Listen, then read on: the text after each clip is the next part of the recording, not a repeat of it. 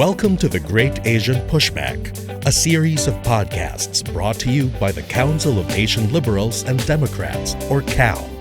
The Great Asian Pushback features stories of defiance and hope from Southeast and East Asia. Individuals, young and old, and organizations on the ground and online are assisting authoritarian regimes. Theirs are voices crying out for freedom and democracy. These podcasts aim to empower and inspire all of you out there who are shining the light on the darkness in this part of the world. Hello, welcome to the Great Asian Pushback, a series of podcasts brought to you by the Council of Asian Liberals and Democrats, or CALD. I'm Marites Vitug, a journalist from the Philippines, and I will be your host for this series. Cambodia is one of the most repressive regimes in Southeast Asia. Its Prime Minister Hun Sen has led the country for 36 years. In the 1970s, Cambodia went through a dark period under the Khmer Rouge regime, which presided over the killing of about 1.7 million people. Our guest today experienced the horrors of the genocide that killed her parents, imprisoned children, and executed people before her very own eyes. I will be speaking to Theary Seng, a Cambodian-American human rights lawyer and author of the memoir, Daughter of the Killing Fields. When she was 7, Theary and her relatives fled Cambodia. Eventually, they ended up in the United States. But in 2004, Theary returned to the country of her birth, which is now her permanent home. She founded the Cambodian Center for Justice and Reconciliation, as well as Civicus, the Center for Cambodian Civic Education. Theary will be joining us from Phnom Penh. Welcome to the Great Asian Pushback, Theary. We're so happy to have you. Thank you so much for the invitation, Meritus. I'm so glad to be a part of this wonderful program. Yes, first, of course, we'll talk about your case because that seems to be the hottest news about you today, that you've been charged with conspiracy to commit treason, and I'm quoting, incitement to create social disorder, and that you're one of more than 120 citizens being tried. So please tell us about your case and why is this happening? The charges of treason, of incitement, are prima facie absurd. It's ridiculous. It's not based in fact. It's not based in law. And as you mentioned, I'm not the only one. It's a mass trial. It's the first time in recent Cambodian history, since the Khmer Rouge, really, that we have this mass trial of at least 120 dissenting voices, including mine. We can't keep track because every day seems like there's a new case arising. Someone has perpetrated incitement or committed treason. My case is one of the many. It took me by surprise, relatively speaking, because I had not been very active in civil society because of the overall repressive environment here in Cambodia. So it did take me by surprise initially.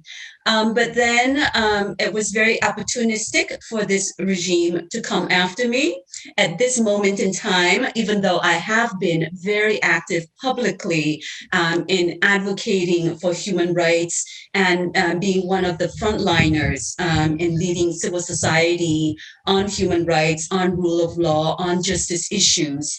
And I've had run-ins with this Hun Sen regime before, but never an actual court case. So these charges are absurd, and it's unprecedented in recent history to be a part of this mass trial. So the charges are conspiracy to commit treason, a very popular charge of this regime. And the other popular charge that it has been issuing left and right for dissenting voices in Cambodia and outside as well, whoever are opposing this regime. The other charge is incitement to create social disorder. So they're run-of-the-mill charges now in Cambodia. And I'm not the only one. Yeah, what is the trigger? Because you said there has not been a mass trial for many years. Do you know if there's a specific trigger that urged the government to do this? Yes, it was very, very opportunistic for this Hun Sen regime to come after me and to have this mass trial because of the overall repressive conditions and environment here in Cambodia. The press has been effectively silenced. The journalists have fled or have self-censored themselves if they are still within the country. For example, this regime closed down Radio Free Asia's office. Civil society is also effectively silenced with the closing of NDI, the U.S. National Democratic Institute. My organization, for example, even though I have it on the book, it's not really active. So I've been using social media, and it's been more an individual without the platform, without the organization that allows for greater reach. Because of the NGO law, which effectively is used as a weapon, sort of like the sword that hangs over any opposition, any dissenting voices within civil society. And as you know, the only real opposition party has been banned by this regime. It hasn't been able to dismantle the infrastructure, really. And of course, it can't extinguish the spirit of dissent and the opposition, but it has been banned. And as you know, Sam Rainsy, the opposition leader, is in self-imposed exile in Paris. Moussa Kour is in exile in the United States. And many of the other elected opposition officials are either detained in prison or have escaped to neighboring countries like Thailand, Malaysia, possibly the Philippines. But we effectively have the opposition, the only true opposition party in the country, banned by this regime. So it creates an environment where there is a vacuum of dissenting voices, of support for dissenting voices. So I'm one of the very rare few voices inside the country. And this regime thought, it's time to go after her. Before I was not a low-lying fruit. I was not so they thought, well, since she no longer has the support and supporting environment of opposition party and civil society, of the press, it's ideal time to go after me. I'm thinking that I would quietly leave the country because I also have a U.S. passport. I'm dual national. But it was a wrong calculation for this regime because I chose to stay. You've been to court, right? Did you attend some court hearings? Please tell us, how was it? Were you able to defend yourself? You're a lawyer, or did you have to get your own lawyer? I chose not to have local Cambodian legal representation. I chose to self-represent because I want a direct voice, but I have a very famous international counsel in Jared Genzer, who is known for his work to release political prisoners all over the world.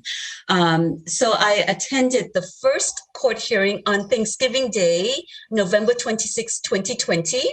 And this is only 20 days after I learned about the charges against me. So 20 days later, I found myself in the courtroom.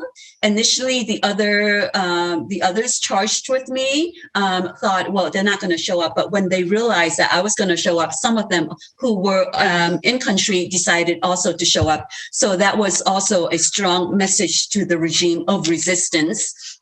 I had prepared a statement, and I started to read from this the prepared statement, but I was cut off. But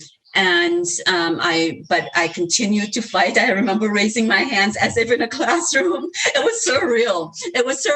But going in, I took the whole situation as political theater. So I dressed as if I was attending theater to go and see an opera. And, we always use the phrase, this is a charade, this is a sham, this is politics. So I wanted to act out what we have been saying, that this is not a real court. It has a court scene, but these are actors who are who have to go by the script written by the politicians. So because I'm forced to go into this hearing, I decided to physically show that this is political theater, and I'm going to play act as and play role my way into the proceeding to raise the fact that this is not real. This is not how a courtroom should be conducted. And if it is, it's a show, and I'm going to be part of this show trial because I've been forced to, and I'm going to exaggerate my role within the confines, of course, of respect, of using legal terms, of using legal arguments, which I'm prepared as a lawyer. I have some background in. So in the court hearing, it was communicated verbally and in my appearance that I don't take this court seriously as a legitimate court that is part of a show trial, and I'm an actor in it. I've been forced to be an actor in it. But aren't you afraid? Do you have fears? You might get detained. Is that at the back of your mind? I honestly can say I don't have those thoughts. Of course, I think about being in prison, but it's not fear that enters my mind. What I fear is the future of Cambodia, the survival of Cambodia. I fear for the children of Cambodia. I feel for the society of Cambodia. My heart breaks for the non-peace that has existed in this country for years without any respite.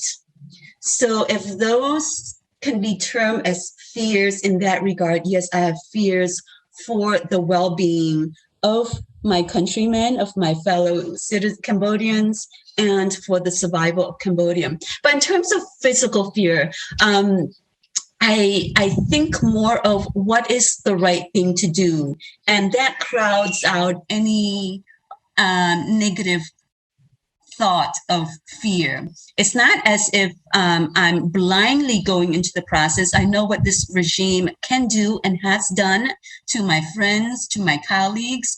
Refugee, who was slain, who was assassinated in broad daylight, was a friend of mine, was a colleague of mine. He was a union leader.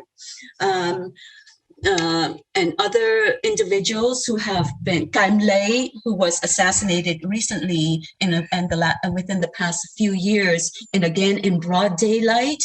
He was a colleague of mine. A few months before his assassination, I had lunch with him at the invitation of the British ambassador, for example. So it's not as if I'm blindly going into the situation. I know this regime well. I have worked in human rights. I have been in Cambodia since 1995 every year, but moved permanently here back into my birthplace in 2004. So since 2004 is permanently my home. But before that, since 1995, after graduation from Georgetown, I came here to volunteer to look into all the prisons. Here's the irony. I have visited every provincial prison in Cambodia in 1997 with an NGO, a human rights organization. And that was when we had road infrastructure. So I know this regime. So my risks are calculated with the understanding of what this regime can do, of the very tight space. But the question becomes for me, I believe in these values of freedom, of justice. I've been advocating for these democratic values. I've been training political party agents, perpetrators, victims on justice, on reconciliation, on knowing one's rights, exercising one's rights. So the question became, well, if I believe in these values and I'm encouraging others to take a stand, and now it's my turn, where the issue is so focused for me now, it was a non-issue because I had to stay and I had to confront the issues. But again, understanding that there are calculated risks, understanding that I don't have family members, in terms of I don't have my husband, I don't have children, I don't have my own family, that where they can intimidate, where they can harass, where they could hurt. So that alleviates one encumbrance. And the other is I don't have private property. I'm renting my home. This is a home that is a rental. So the only thing that they can do to me is me on my physical body. And but I'm a Christian. I believe in God, and my life is not in the hands of Mr. Hun Sen. And Mr. Hun Sen is not eternal. Justice is eternal. And as a Christian, I believe that God is with me, Jesus is with me, and if God is with me, whom shall I fear? So it's a non-issue in terms of fear, in terms of what should I do? My responsibility is very simple: do the right thing. So I guess you partly answered my next question about, people are saying, why did you have to return to Cambodia? Why give up your life in the US for a life of political uncertainty? Why exchange freedom for Hun Sen's repressive regime? But maybe you've answered it partly, but maybe to explain your decision-making process?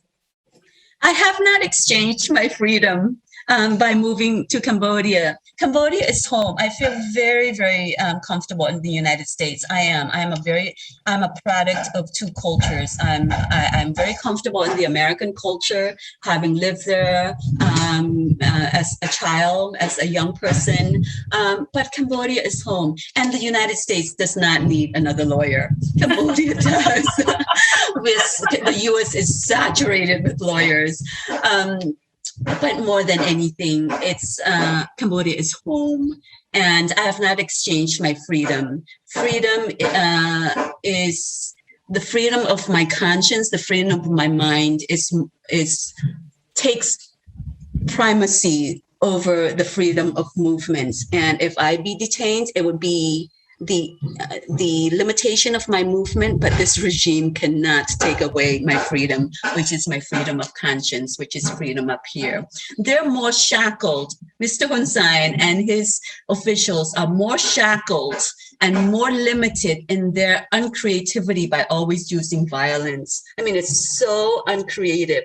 The creative ones are us, because we have to overthink and we have to think for them and then try to find creative way, imaginative way to deal with the very blunt instrument of violence, of intimidation, of harassment. It's so boring. We see it time and time again. Dictators, autocrats are very, very uncreative in that regard.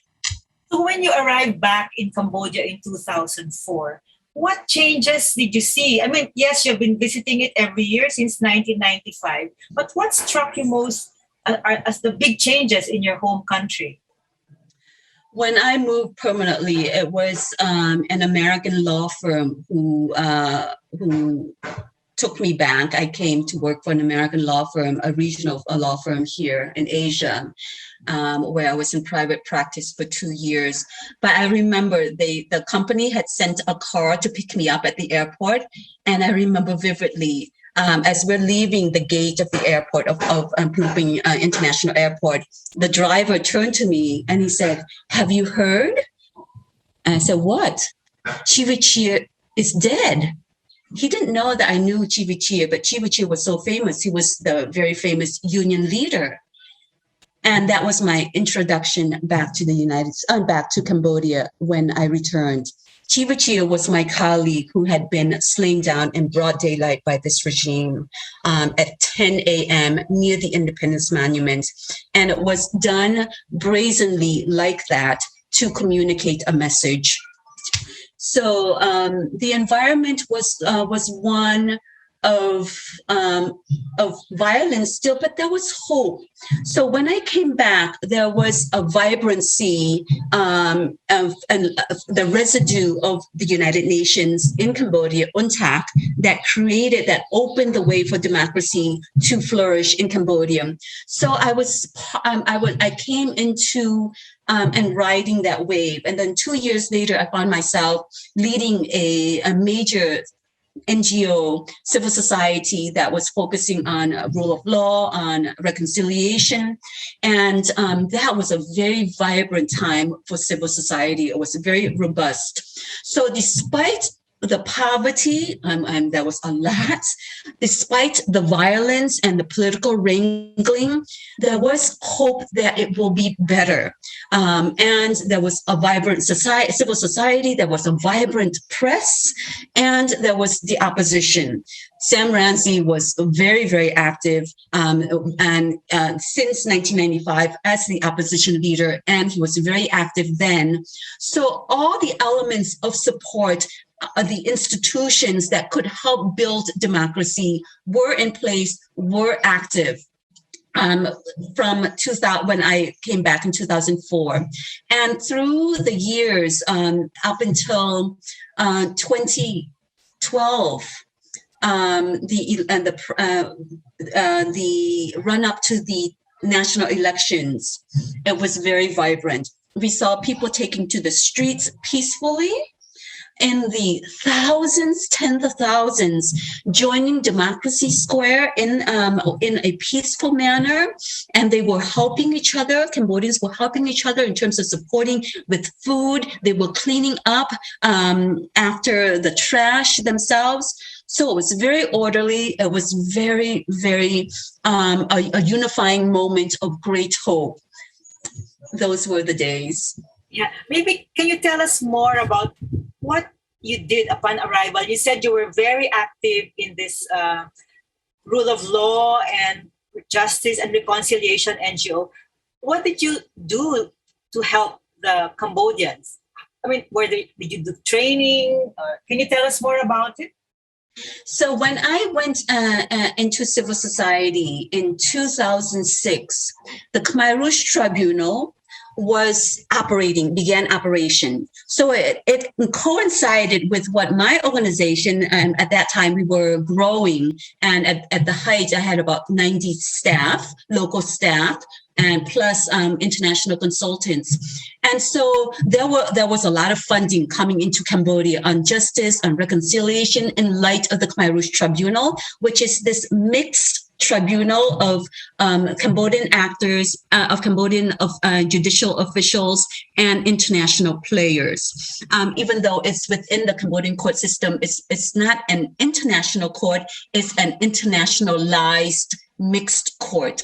So it coincided with what I was doing, of course, with my background as a victim of the Khmer Rouge, because the tribunal was established to try the crimes of the Khmer Rouge from the 1970s.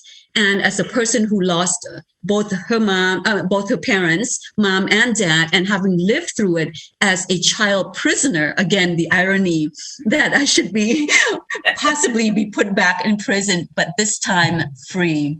No matter how shackled I may be, I will be free, and as an adult. But so we were given the funding to go into all the provinces, each province, and conduct public forums with victims and perpetrators from that era, because the Khmer Rouge regime only has temporal jurisdiction from April 1975 to the end of the Khmer Rouge regime, not before, not after. So very, very limited time frame of about 4 years, the crimes committed within that time period. And so there was a lot of interest because the perpetrators were curious. Of course, they weren't telling us, oh, we were the perpetrators. But I know they were showing up from their comments, from their demeanor, and from the location of what we know of that particular history. They would show up wanting to understand, well, how large is the sort of like subject matter jurisdiction or the people who could be tried? Will it be 5 people? Will it be 100? Because, to have the lives lost in close to 2 million, there were many, many bloody hands, not just 5 individuals, not 100. So they were curious, well, could they be pulled into court? And of course, the victims, they felt safe to speak about their experience. And of course, and we were very, very conscious, for me, having gone through that experience, to know that if we want victims to speak, they need to feel safe. They need to feel not be exploited just so that we can get their story. And we had a German consultant who had expertise in psychology with us during those 3 years of conducting public forum.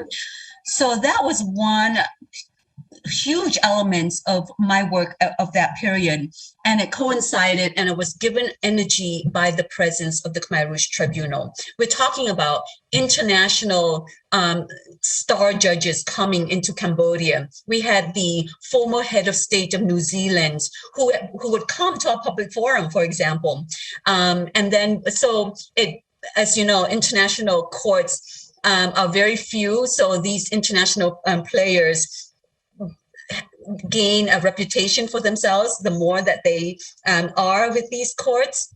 So we had well-known prosecutors, well-known judges from all over the world coming to our public forum out in the boonies, out in a remote province like Ratanakiri or Mandolkiri. And I was the facilitator. So we had victims, perpetrators. We invited provincial officials, teachers, monks, who are leaders in their community and who could pass on the message. And we also had about 2 to 3 radio hours per day. We had the judges and the prosecutors at the highest level attending our public forum, and we had other civil society leaders with expertise in psychology. So it was very, very comprehensive. 1, because we had the means, and 2, I was very conscious of the different elements needed to start the healing process, because we don't heal in one snap, and it is a process. It can be a lifetime process, and I was very aware that trauma is tactile, is tangible in society. Every Cambodian is traumatized, and I had PTSD. I would say the majority of Cambodians to this day have PTSD. And I remember being suicidal in high school in the United States because genocide was catching up with me. I escaped and survived. So to survive was half luck, half the doings of my older relatives, especially my grandmother, who was a saint. But once we had the time to think, to process, that was when everything collapsed, and high school was very, very difficult for me. So I understand the need to heal, and I was very open about my traumatic experience. And I thought, well, that's part of the healing process, is the safety to speak and to express. And so I was very conscious to speak about my own experience so that it creates a level of acceptability to say that I was suicidal in high school, for example, that it's not a shame, that it's not shameful, that it is human, to experience genocide and not to feel, that's not human. To experience genocide and to grieve, to be broken up, that is human, and that is humanity. But we can't stay in that state. We need to heal. So in hindsight, it was a blessing in disguise to have gone through that experience and now to be able to be in this platform, to be given this platform to reach out to the others. And it also informed, it helped me to continue to heal, because again, it's a healing process. One can never stop healing. We can create new identities to help balance the victim status, the survivor status, but it will always, my experience, of course, will always inform my present situation, as all of our experiences inform our present situation and who we are today. Yeah, what a journey, Theary. I mean, I didn't know that you were in prison when you were a child. I was a child prisoner with my brothers.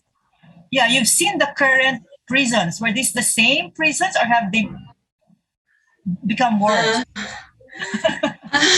I have seen, when I visited all the Cambodian prisons in 1997, many of them were literally left without physical touches from years ago. So to call it medieval is to put a positive spin on it. The current prison system is medieval. It's extremely crowded.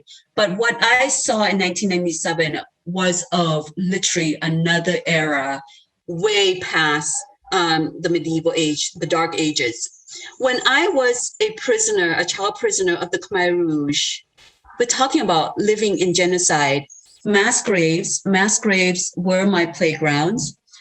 There are two acute memories, pieces of memory that are my own, and I have been able to capture it in writing, and now so is my memory of my memory. The two are, one, the experience and the spiritual experience of losing my mom. When I lost my mom in prison that night, the last night of our stay in prison, I felt the separation of body and soul. So I didn't understand it as a 7-year-old child, but it was the beginning of a spiritual experience. The second was the stench of human flesh, because as a 7-year-old, my job during the day was to go and pick up dried cow manure for fertilizer.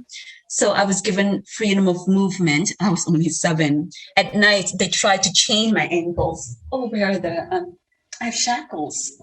At 7, at the age of 7, they tried to shackle me, but I was skin and bone, so my ankles could slip in and out. I managed to find 2 shackles from that region, from that prison area, a few years ago, maybe about 5-6 years now, and I don't know where I have it now, but so those are the 2 vivid, acute memories that are personally my own from that time. And Theary, you said you have hope for democracy to return in Cambodia. What is the role of the Cambodian diaspora? I mean, the opposition is in exile. How do you see a way forward? The Cambodian diaspora has played and continues to play a very significant role in the flourishing of democracy in the, not flourishing yet, but, and the hope is there, but it will require a fight, a peaceful fight from every corner within Cambodia and outside Cambodia. At the very beginning of the democracy movement in 1995, when I saw Sam Rainsy start the first real opposition party in Cambodia, I was in Cambodia at that time. It was the Cambodian diaspora, the Cambodians in France, in the United States, in Australia, in Canada, who fundraised and financially supported the democracy movement, because everyone was poor in Cambodia except for the ruling elite.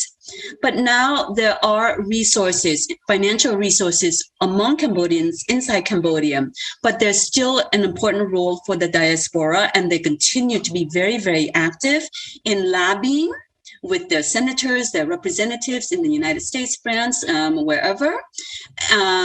and in networking and providing information and continue with the resources, with the financial resources. But for example, most recently, there are two pieces of legislation going through U.S. Congress right now on Cambodia, and that has been shaped and lobbied by the Cambodian diaspora. The Magnitsky Act. And the different version in Australia and Europe also have been, to a smaller degree, because it's more general, lobbied by the Cambodian diaspora. So they're very active. Oh, but I have hope. As a Christian, I have hope, because I have an expectation that good will prevail. But it requires that all of us who stand for justice, who stands for truth, do our part, actively do our part. We have a role to play in this. Whatever faith we may hold, we know that the Creator has made us to be agents in the process of justice, in the process of seeking truth. And truth and justice are eternal. The law and justice should be friends, should be allies, should walk hand in hand. But in a place like Cambodia, in a repressive environment, the law is oftentimes at war with justice, because the regime is very good in using law and trying to manipulate, saying law and justice are the same. They're two separate entities. Justice is eternal. Law is man-made, it's temporal. And in a place like Cambodia, they're at war with each other. But we who stand with justice, who stand with truth, and truth is a weapon. We know that. We know that in the Philippines. We take example and encouragement from the people power movement. We've seen it in Eastern Europe. Truth is a weapon.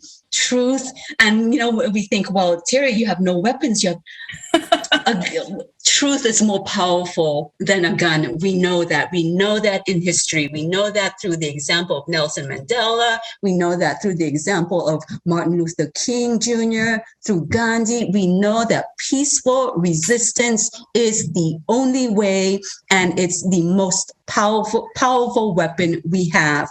But we need to be active. We can't sit by the sideline. Yeah, so within Cambodia, as you said earlier, yours is just one of the dissenting voices. So are you able to, given the limitations, either watching you're being tried, are you able to organize or inspire people to achieve peaceful change? I would like to think that physical presence alone is an encouragement, but I've been also using a lot of social media. And I'm learning, because I'm very limited in my knowledge of social media. And of course, it's changing constantly, but it's a very powerful medium, as you know. The opposition supporters and officials are very, very active wherever they are. They're rallying their supporters inside and outside Cambodia to be on social media. And now with COVID, everyone is on social media. So now I'm on social media a lot. And I want to learn more about this medium. I'm very, very conscious that I have both domestic and international support, even though domestic is it's hard to understand to what degree.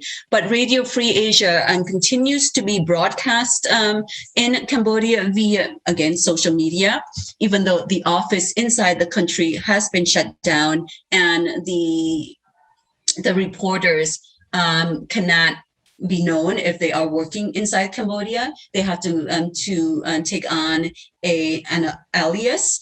So, but information is seeping in. Independent news reportage is available within Cambodia via social media. So I'm on social media a lot, and but that's where everyone is. To whatever degree my sphere of influence is right now, is hard to gauge. But the issue for me is what is my responsibility and to do that with all the energy I have. Well, this is a fascinating sharing of your experience, Theary. And on that note, we would like to thank you and for sharing us your hope. When look from the outside, looking at Cambodia, we're saying, oh, it doesn't seem bright, but with your hope itself is quite inspiring. So we'll keep watching you. We're part now of your international monitors. And thank you so much. Thank you so much. And to all our listeners and viewers, thank you for keeping us company and keep pushing back against autocracy and keep fighting for democracy. Thank you, Theary, and we'll keep in touch. Thank you so much. Have a good day. Bye. Bye. Thank you for keeping us company. Keep pushing back against autocracy. Keep fighting for democracy. The Great Asian Pushback is produced by the Council of Asian Liberals and Democrats with the support of the Friedrich Naumann Foundation for Freedom. This episode was made by Marites Vitug, Lito Arlegue, and Paulo Zamora, with creative input from Jaja Hanolo, administrative assistance from AUDRIE FRIAS and CHELSE CABALLERO, and editing by Point B Multimedia.